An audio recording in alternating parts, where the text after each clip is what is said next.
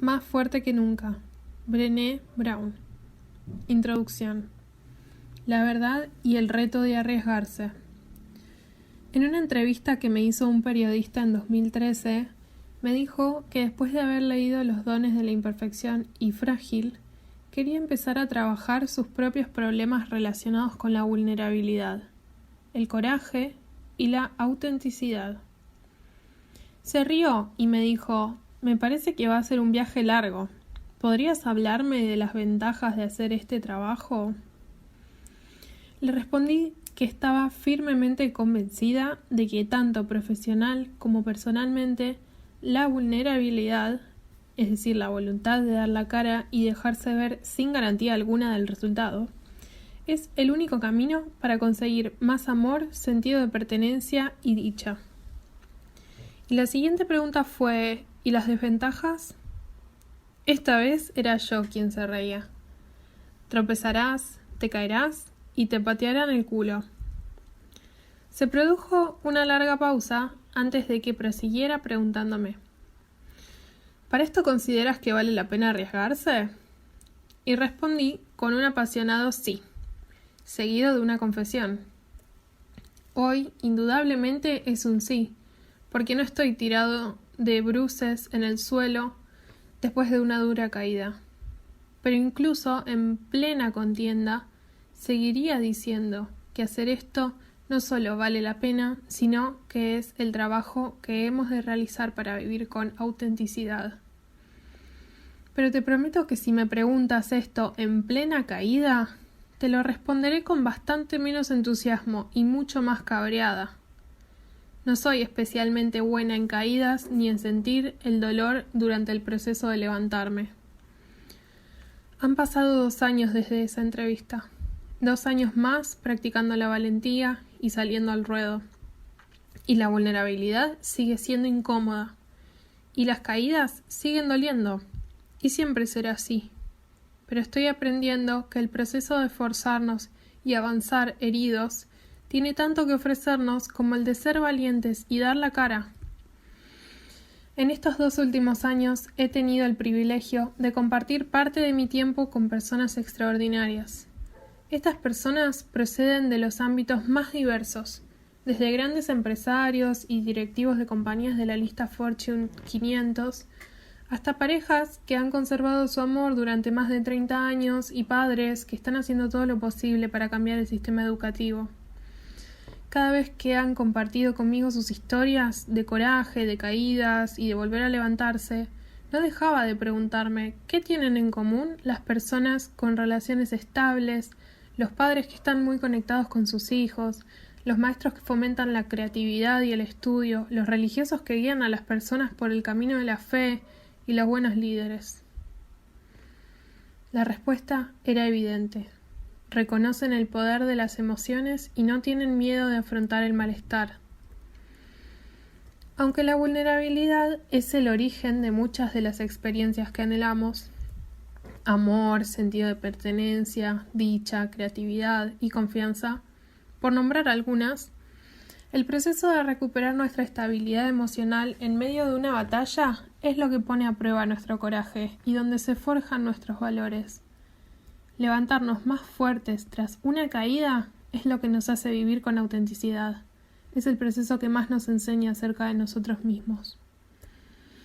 En este último par de años, mi equipo y yo también hemos recibido correos electrónicos cada semana de personas que nos escriben: me he arriesgado mucho, he sido valiente, me han vapuleado y ahora estoy tirado en el suelo esperando la cuenta atrás. ¿Cómo me levanto? Mientras escribía Los dones de la imperfección y Frágil, sabía que acabaría escribiendo un libro sobre la caída. Desde entonces he estado recopilando datos y lo que he aprendido sobre cómo sobrevivir herida me ha salvado repetidas veces. Y no solo me ha salvado, sino que el proceso también me ha cambiado. Así es como veo la progresión de mi trabajo. Los dones de la imperfección: sé tú mismo. Frágil: implícate del todo. Más fuerte que nunca: cáete, levántate, vuelve a intentarlo. El hilo que une estos 3 libros es nuestro anhelo de vivir con autenticidad, Vivir con autenticidad lo defino como implicarnos en nuestra vida con dignidad. Significa cultivar el coraje, la compasión y la conexión para que al levantarnos por la mañana pensemos: no importa todo lo que voy a hacer, ni hoy, ni lo que quedará por hacer. Soy suficiente. Significa acostarnos por la noche y pensar: sí, soy imperfecta y vulnerable. Y a veces tengo miedo, pero eso no cambia la verdad de que también soy valiente y digna de ser amada y de sentirme integrada. Los dones de la imperfección y frágil son un llamamiento a las armas. Son libros que tratan sobre tener el valor de dar la cara y dejarse ver, aunque eso conlleve el riesgo del fracaso, de sufrir, de pasar vergüenza, e incluso posiblemente hasta de que se nos rompa el corazón. ¿Por qué? Porque escondernos, fingir y protegernos de la vulnerabilidad nos está matando. Está matando nuestro espíritu, nuestras esperanzas, nuestro potencial, nuestra creatividad, nuestra capacidad para guiar, nuestro amor, nuestra fe, nuestra alegría.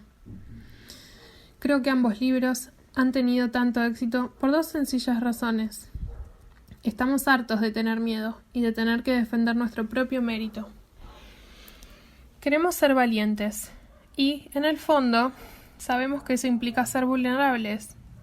La buena noticia es que pienso que estamos haciendo grandes progresos.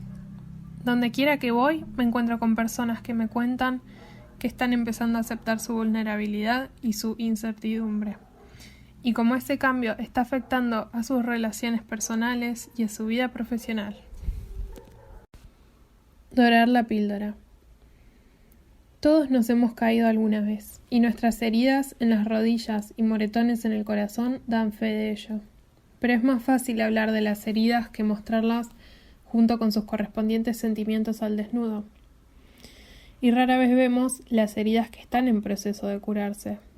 No estoy segura de si es porque nos puede la vergüenza de que alguien vea un proceso tan íntimo como el cierre de una herida, o si es porque cuando conseguimos aunar el valor para compartir nuestra todavía supurante llaga, la gente en un acto reflejo mira hacia el otro lado. Preferimos las versiones inspiradoras y depuradas de las historias de fracasos y éxitos. Ese tipo de historias abundan en nuestra cultura.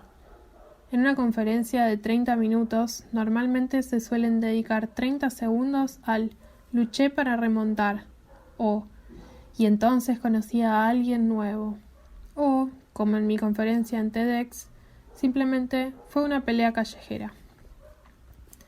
Queremos que las historias de recuperación no se extiendan demasiado en la fase de oscuridad para llegar a la arrolladora redención final. Me preocupa que esta falta de sinceridad acerca de cómo superar la adversidad haya dado pie a la era de oro del fracaso. Estos 2 últimos años se han organizado conferencias y festivales sobre el fracaso e incluso se han dado premios al fracaso. No me malinterpretes, me encanta la idea de comprender y aceptar el fracaso como parte de cualquier empresa que valga la pena y sigo defendiéndola. Pero aceptar el fracaso sin reconocer la verdadera herida y el miedo que ésta puede despertar o el complejo viaje que implica levantarse más fuerte es dorar la píldora. Separar el fracaso de sus verdaderas consecuencias emocionales es privar a los conceptos de coraje y resiliencia justamente de las cualidades que los hacen tan importantes: dureza, tenacidad y perseverancia. Sí, no hay innovación, aprendizaje o creatividad sin fracaso. Pero caerse es doloroso. Fomenta los debería y podría, que suelen implicar que hay un trasfondo de crítica y vergüenza que puede pasar a primer plano en cualquier momento. Déficit de fuera de serie. La expresión déficit de fuera de serie puede ser que suene un poco extraña, pero no se me ocurriría ninguna otra que captara el sentido de lo que quiero decir.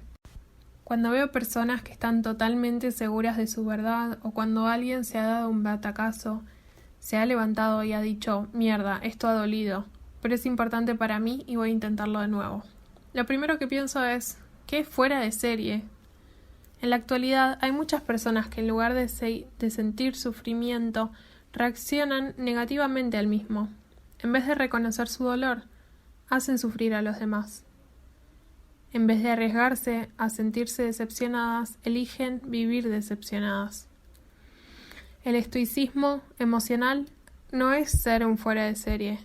Ir de bravucón no es ser un fuera de serie. La arrogancia no es ser un fuera de serie. No hay nada más lejos de ser un fuera de serie que pretender la perfección. Para mí, un verdadero fuera de serie es la persona capaz de reconocer: nuestra familia sufre, podemos utilizar tu ayuda. O el hombre que le dice a su hijo, no pasa nada por estar triste, todos lo estamos alguna vez, podemos hablar de ello. O la mujer que dice, nuestro equipo ha fracasado, hemos de dejar de culparnos los unos a los otros y hablar seriamente de lo que ha sucedido para aprender de ello y seguir avanzando. Las personas que se enfrentan a la incomodidad y la vulnerabilidad y son capaces de contar sus historias con sinceridad son los verdaderos fuera de serie. Estar dispuesto a correr riesgos es esencial para resolver problemas en el mundo que parece que no tienen solución.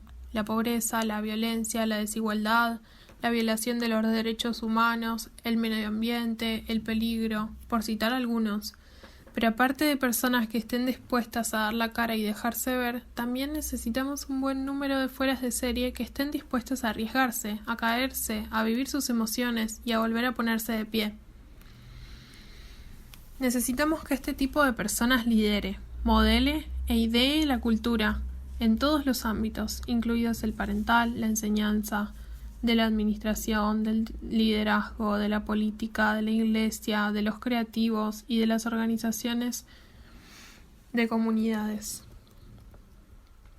Mucho de lo que se dice hoy en día sobre el valor está inflado y es retórica vacía, que lo único que hace es camuflar nuestros miedos personales respecto a nuestra capacidad para agradar, nuestros índices de audiencia y nuestra capacidad para mantener nuestro estatus y nivel de vida. Nos hacen falta más personas que estén dispuestas a demostrar qué es arriesgarse y soportar el fracaso, la decepción y el arrepentimiento. Personas que estén dispuestas a sentir su propio dolor en lugar de descargarlo en los demás. Necesitamos personas dispuestas a responsabilizarse de sus propias historias, a vivir de acuerdo con sus valores y a seguir dando la cara. He tenido la gran suerte de haber estado trabajando los 2 últimos años con personas verdaderamente extraordinarias, desde profesores, padres y madres hasta ejecutivos, cineastas, veteranos de guerra, profesionales de recursos humanos, consejeros escolares y terapeutas. A medida que vayamos avanzando en este libro, iremos descubriendo qué es lo que tienen en común. Pero he aquí la ironía. Sienten curiosidad por el mundo emocional y afrontan el malestar sin tapujos. Tengo la esperanza de que el proceso que expongo en este libro nos aclare las ideas y nos dé unas directrices generales para que podamos volver a levantarnos. Voy a compartir todo lo que sé, siento, creo y he experimentado respecto a levantarse más fuerte tras una caída. Repito lo que he aprendido de los que han participado en mi investigación, sigue salvándome la vida y me siento profundamente agradecida por ello. La verdad es que caerse duele. El reto está en no perder el valor y ser capaz de sentir el dolor hasta que consigues levantarte. Capítulo 1. La física de la vulnerabilidad. En lo que respecta a la conducta, las emociones y el pensamiento humanos, se confirma el refrán: cuanto más aprendo, más cuenta me doy de que me queda mucho por aprender. He aprendido a renunciar a mi afán de atrapar la seguridad para colgarla en la pared. Algunos días echo en falta pretender que la seguridad está a mi alcance. Mi esposo Steve sabe que cuando me encierro en mi estudio a escuchar My Oh My, la canción de David Gray, una y otra vez, es que estoy de duelo por la pérdida del objetivo que tenía cuando era una joven investigadora. Mis estrofas favoritas de la canción son: ¿qué está pasando en mi cabeza? Sabes que solía estar seguro, sabes que solía ser muy tajante.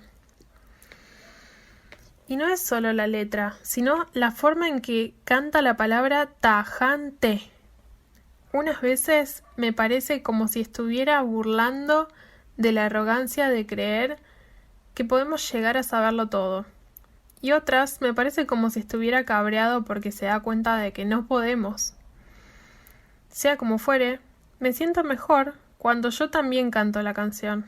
La música siempre me ayuda a no sentirme tan sola cuando estoy en medio del caos. Aunque en mi campo no existen sentencias irrefutables, hay algunas verdades respecto a las experiencias que compartimos que identificaremos con nuestras creencias y conocimientos. Por ejemplo, la idea de Roosevelt en la que basé mi investigación sobre la vulnerabilidad y arriesgarse dio pie a mis 3 verdades. Quiero estar en el ruedo, quiero ser valiente en lo que respecta a mi vida. Cuando elegimos atrevernos a correr riesgos, estamos asumiendo que recibiremos alguna que otra patada en el culo. Podemos elegir el coraje o bien la comodidad, pero no ambas, no al mismo tiempo. La vulnerabilidad no es ganar o perder, sino tener el valor de dar la cara y dejarse ver cuando no tenemos el control sobre el resultado. La vulnerabilidad no es debilidad, sino nuestra mejor forma de medir el valor. Muchos de los asientos baratos de las gradas del ruedo están ocupados por personas que jamás se aventuran a bajar de él. Se limitan a lanzar críticas malintencionadas e improperios desde una distancia de seguridad. El problema es que cuando dejamos de preocuparnos de lo que piense la gente y ya no nos hiere la crueldad, perdemos nuestra capacidad para conectar.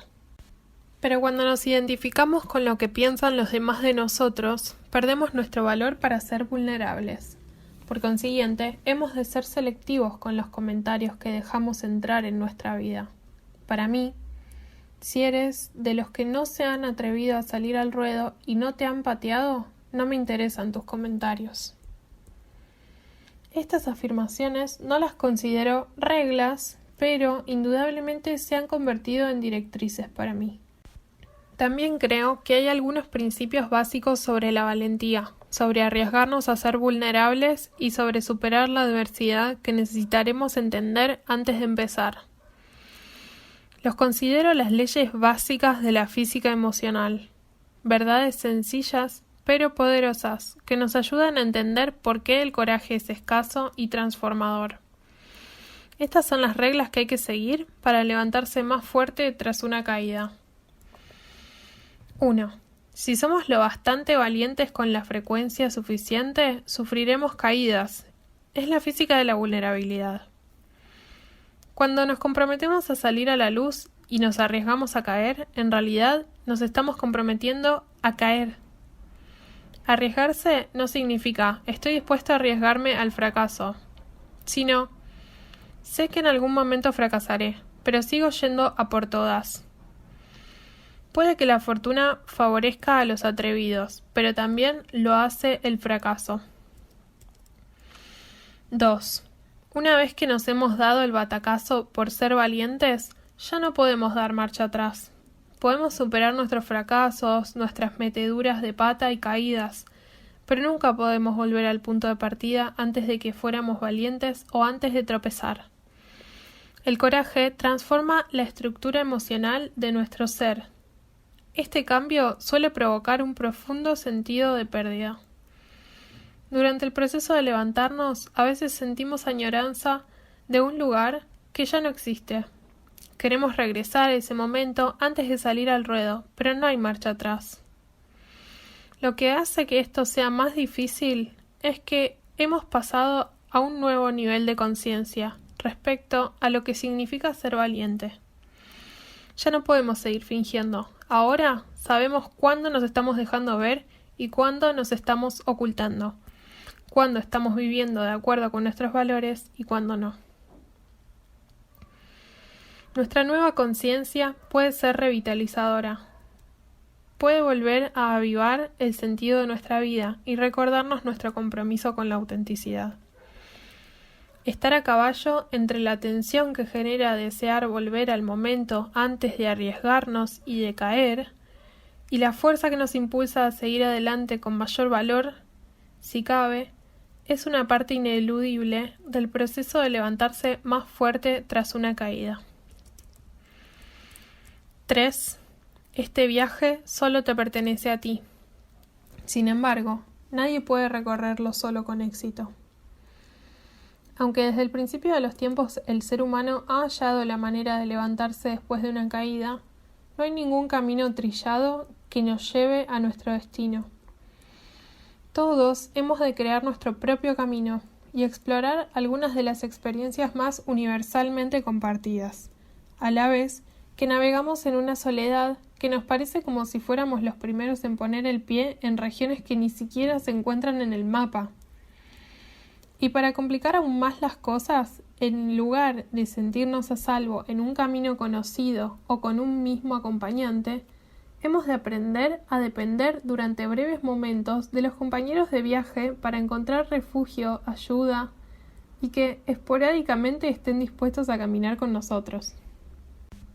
Para las personas a las que les asusta estar solas, afrontar la soledad inherente de este proceso es todo un reto. Para las que prefieren aislarse del mundo y curarse en soledad, el reto está en la necesidad de hallarse conectado, en pedir y en recibir ayuda. 4. Creados para contar historias. En la cultura de la escasez y del perfeccionismo, hay una razón curiosamente simple por la que queremos asumir, integrar y compartir nuestras epopeyas.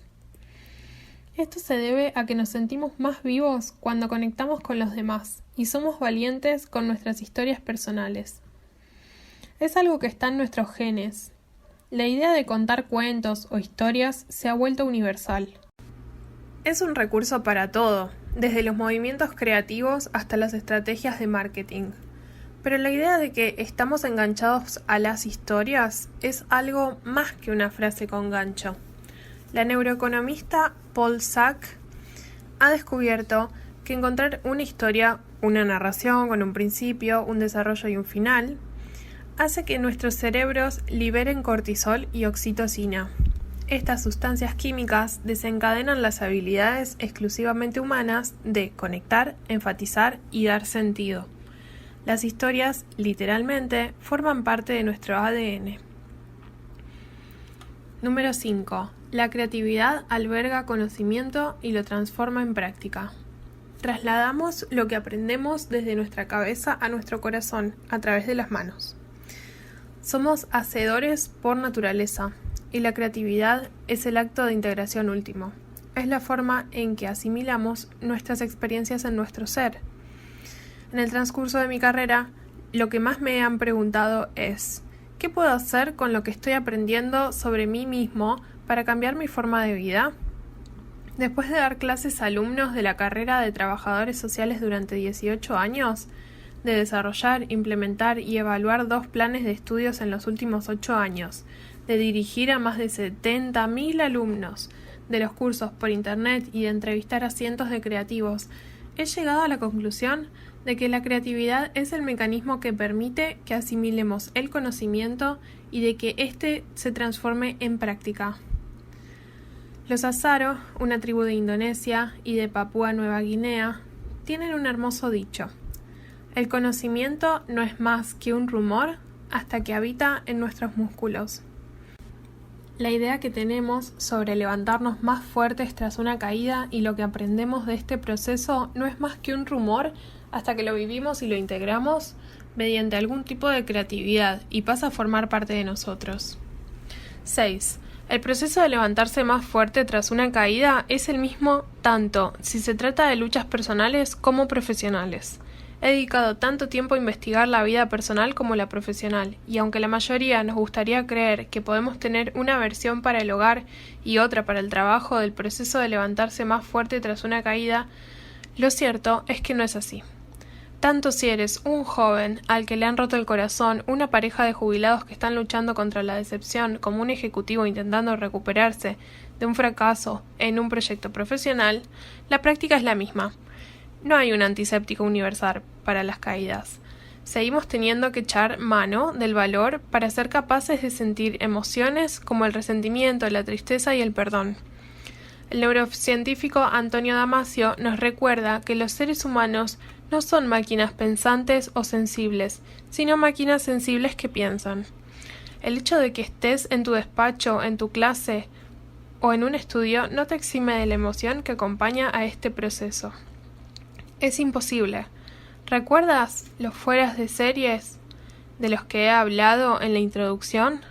Otra cosa que tienen en común es que no intentan eludir las emociones. Son máquinas sensibles que piensan y que se implican en sus propias emociones y en las de las personas a las que aman, educan y guían. Los líderes con más capacidad de transformar y de resiliencia que he conocido en el transcurso de mi carrera tienen 3 cosas en común. En primer lugar, reconocen la importancia de las relaciones y de contar historias en la cultura y en la estrategia. Y sienten curiosidad por sus propias emociones, pensamientos y conductas. En segundo lugar, entienden y sienten curiosidad por la conexión que existe entre las emociones, los pensamientos y las conductas de las personas que están bajo su supervisión y por cómo estos factores afectan a las relaciones y a la percepción. En tercer lugar, tienen la habilidad y la voluntad de soportar el malestar y la vulnerabilidad. Número 7. Comparar el sufrimiento es una de las funciones del miedo y de la escasez. Caerse, aunar valor y afrontar las heridas suele dar pie a brotes de elucubraciones respecto a nuestro criterio, confianza en nosotros mismos e incluso nuestro valor como personas. El «soy suficiente» puede convertirse lentamente en un «¿realmente soy suficiente?». Si algo he aprendido en la última década es que el miedo y la escasez desencadenan inmediatamente la comparación. Y ni siquiera el dolor ni el sufrimiento se libran de la evaluación y la clasificación. Mi esposo ha muerto y el sufrimiento es peor que el sufrimiento por el síndrome del nido vacío. No tengo derecho a estar mal por no haber conseguido el ascenso cuando a mi amigo acaban de darle la noticia de que su esposa tiene cáncer. ¿Te avergüenzas de haberte olvidado de la obra de teatro de la escuela de tu hijo? Por favor, ese es un problema de los países desarrollados. Hay muchas personas que mueren de hambre cada minuto. Lo contrario de la escasez no es la abundancia, sino simplemente el suficiente. La empatía no es finita y la compasión no es una pizza cortada en 8 raciones. Cuando eres empático y compasivo con alguien, estas son las cualidades mínimas que vas a desplegar. Pero hay más. El amor es lo último que hemos de racionar en este mundo. El refugiado o refugiada sirio o siria no se beneficiará más porque le reserves tu comprensión y se la niegues a tu vecino o vecina que se está divorciando. Sí, la perspectiva es esencial, pero estoy convencida de que quejarse y cabrearse es lícito, siempre y cuando lo hagamos con un poco de perspectiva. Una herida es una herida, y cada vez que reconocemos nuestra propia lucha y la de las demás personas, respondiendo con empatía y compasión, la curación que se deriva de ello nos beneficia a todos. 8. No puedes transformar un proceso emocional, vulnerable y audaz en una fórmula fácil y apta para todos los públicos.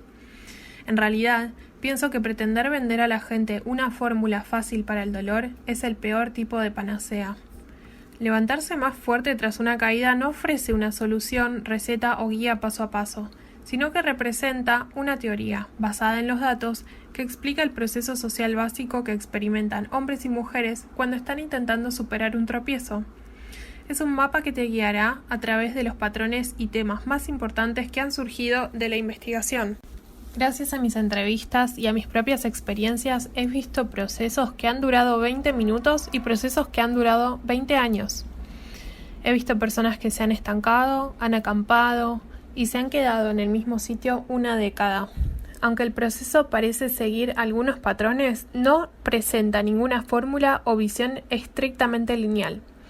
Se mueve hacia adelante y hacia atrás. Es un proceso iterativo e intuitivo que adopta distintas formas según la persona. En este proceso no siempre hay una relación entre el esfuerzo y el resultado. No puedes manipularlo o perfeccionarlo hasta que sea rápido y sencillo. La mayor parte del tiempo has de ir a tientas. La forma en que yo espero contribuir es creando un lenguaje para este proceso, para que seamos conscientes de los temas que puede que tengamos que solucionar si queremos levantarnos más fuertes tras una caída y simplemente hacer saber a las personas que no están solas. Número 9. El valor es contagioso. Levantarse más fuerte tras una caída no solo te cambia a ti, sino a las personas que te rodean. Ser testigo del potencial humano para la transformación a través de la vulnerabilidad, del valor y de la tenacidad puede ser un claro llamamiento al valor para unos o un penoso espejo para los que todavía están atrapados en las secuelas de la caída, sin deseo alguno o incapaces de asumir sus historias. Tu experiencia puede influir profundamente en las personas con las que te relacionas, tanto si eres consciente de ello como si no. El monje franciscano Richard Rohr escribe: después de cualquier experiencia verdaderamente iniciática, sabes que formas parte de algo grande. A partir de ese momento, la vida ya no gira en torno a ti, eres tú quien gira en torno a la vida. 10. Levantarse más fuerte tras una caída es una práctica espiritual. Volver a ponerse en pie no significa religión, ni teología, ni doctrina. Sin embargo, mis datos reflejaron sin excepción que el concepto de espiritualidad era un componente esencial en la resiliencia y en el proceso de recuperación de la lucha. He generado la siguiente definición de espiritualidad basándome en los datos que he recopilado durante toda una década. La espiritualidad es reconocer y celebrar que todos estamos inextricablemente conectados mediante una fuerza superior a nosotros, y que nuestra conexión con esa fuerza y entre nosotros se basa en el amor y en el sentido de pertenencia. Practicar la espiritualidad aporta perspectiva, sentido y propósito a nuestra vida. Unos llaman Dios a ese poder superior, otros no.